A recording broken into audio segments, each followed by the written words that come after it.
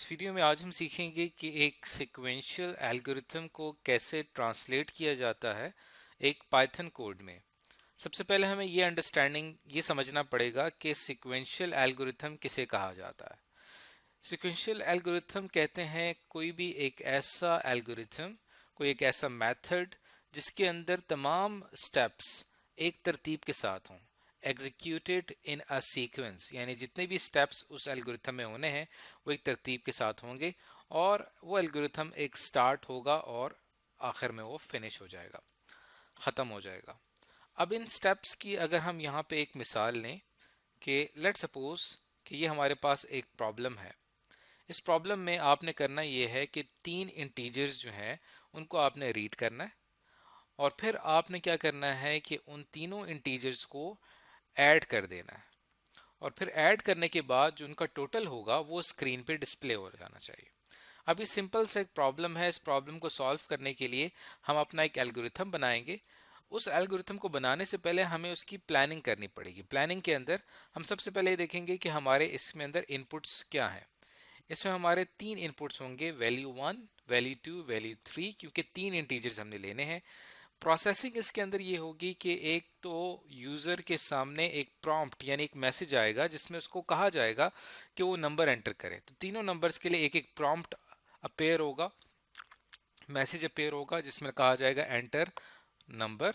और जब number enter कर दिया जाएगा तो हमारा सिस्टम, हमारा एल्गोरिथम उसको रीड करके ऐड करके डिस्प्ले कर देगा। ये सारी प्रोसेसिंग होगी और आखिर में टोटल होगा। तो ये हम प्लानिंग कर रहे हैं। अब प्लानिंग के बाद हम अगला स्टेप हमारा ये होता है कि हम अपना एल्गोरिथम लिखते हैं। हमारे एल्गोरिथम का एक स्टार्ट है और एक एंड है, दरमियान में स्टेप्स हैं।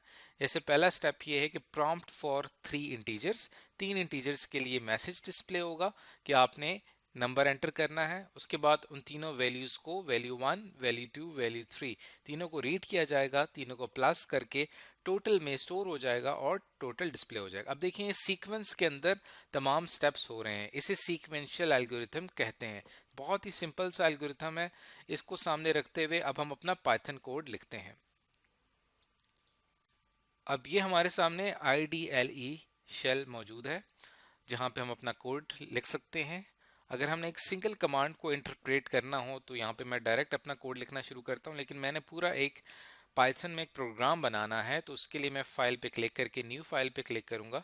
तो यहाँ पे एक न्यू फाइल मेरे सामने ओपन हो जाएगी जहाँ पे हम अपना कोड लिखेंगे और इस फाइल को हम अलहदा से सेव भी कर लेंगे ताकि जिस टाइम हम इसको कंपाइल करेंगे या जिस टाइम हम इसमें अपने एरर्स चेक करेंगे तो अब हमें आसानी से पता चल सके। तो इसको मैं फाइल पे क्लिक करके सेव कर लेता हूँ।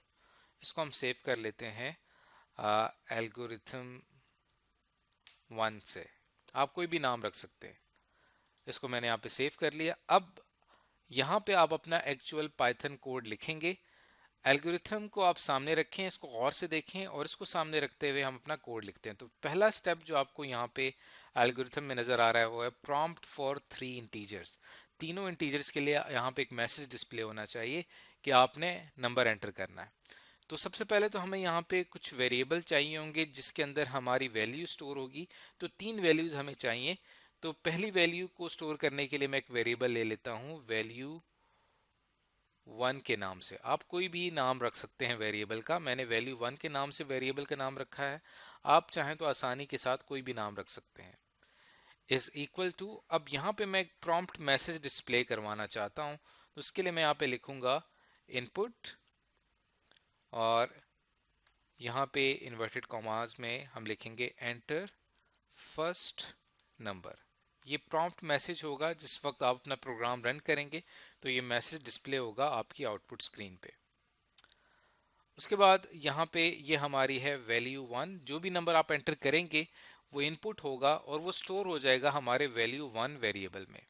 यही काम हम वैल्यू 2 यानी सेकंड वैल्यू के लिए भी करेंगे और यहाँ पे भी एक इनपुट मैसेज हम डिस्प्ले करवाना चाहेंगे। उसके लिए हम कहेंगे एंटर सेकंड नंबर और यही चीज फिर हम थर्ड उसके लिए करेंगे, इनपुट एंटर थर्ड नंबर। और आखिर में अब देखिए यहाँ पे हमने 3 वैल्यूज ले ली हैं, वैल्यू 1, वैल्यू 2 और वैल्यू 3। अब अगर हम एल्गोरिथम पे आए तो हम अपने एल्गोरिथम को एक तरह से ट्रांसलेट कर रहे हैं।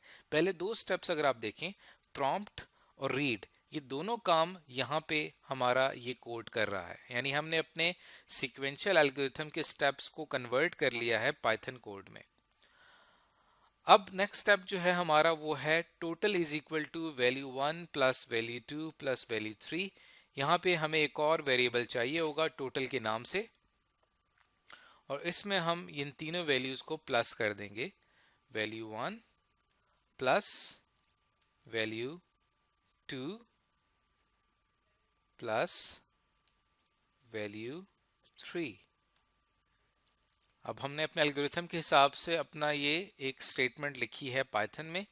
उसके बाद यहाँ पे हम आखिर में जो भी वैल्यू टोटल में स्टोर होगी, यानी value 1 plus value 2 plus value 3, तीनों वैल्यूज प्लस होके टोटल में स्टोर हो जाएंगी।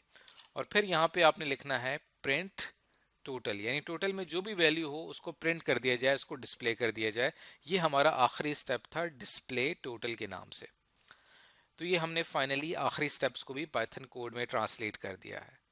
अब अगर मैं इसको रन करता हूँ तो पहले हमें इसको सेव करना पड़ेगा। सेव होने के बाद देखिए अब ये हमारा प्रोग्राम आउटपुट स्क्रीन पे शो हो रहा है।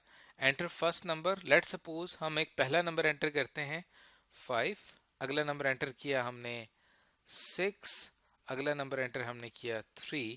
तो तीनों का अगर प्लस किया जाए तो 5 प्लस 6 11 होते हैं, 11 प्लस 3 14 आंसर आना चाहिए। लेकिन हमारा आंसर यहाँ पे आ रहा है 5, 6 और 3। हमारा आंसर यहाँ पे गलत आ रहा है, उसकी एक वजह है, इसको हम समझते हैं। अब तीनों वैल्यूज यहाँ पे जुड़ गई हैं एक साथ, 5, 6 और 3 जुड़ के टोटल में स्टोर हो गई हैं और डिस्प्ले हो रही हैं। यानी कि हमारा जो प्लस का ऑपरेशन है वो एक्टिव नहीं है, यानी यहाँ पे ये वैल्यूज प्लस नहीं हो रही बल्कि वैल्यूज आके जुड़ रही हैं, कनकैटिनेट हो रही हैं। तो उसकी एक वजह यह है कि हमने यहाँ पे जब भी अरिथमेटिक ऑपरेशन अप्लाई करना है तब हमने वेरिएबल जो इस्तेमाल कर रहे हैं हम उस वेरिएबल की टाइप बताना है हमने। अब जैसे वैल्यू 1 वेरिएबल है, ये एक इंटीजर वैल्यू है, तो इसके लिए हम यहाँ पे लिखेंगे इंट वैल्यू 1। अब वैल्यू 1 जो है वो एक इंटीजर के तौर पे ली जाएगी। इसी तरह जो वैल्यू 2 है इसके साथ भी हम यहाँ पे इंट लिख के इसके साथ यहाँ पे हम ब्रैकेट्स लगा देंगे, जिसमें वैल्यू 2 को भी एक इंटीजर के तौर पे लिया जाएगा और वैल्यू 3 जो है इसको भी हम एक इंटीजर के तौर पे लेंगे और ये हमारे पास आ जाएगा।